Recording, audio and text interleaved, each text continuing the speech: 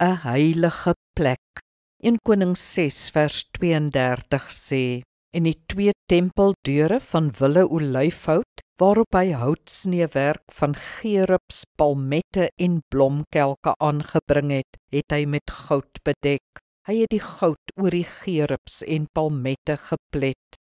Ons kyk baie prakties na 'n stilte tyd. Die sukses van verandering in ons lewe hang nie van die vlak van ons vermoë af nie, maar van die vlak van ons sisteme.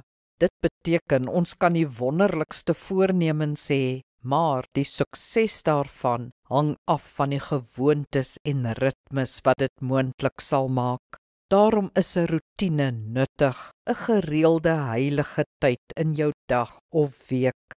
Dit help ook as ons 'n heilige plek het waar ons kan bid. Om daagliks op dieselfde plek te bid, skep 'n assosiasie.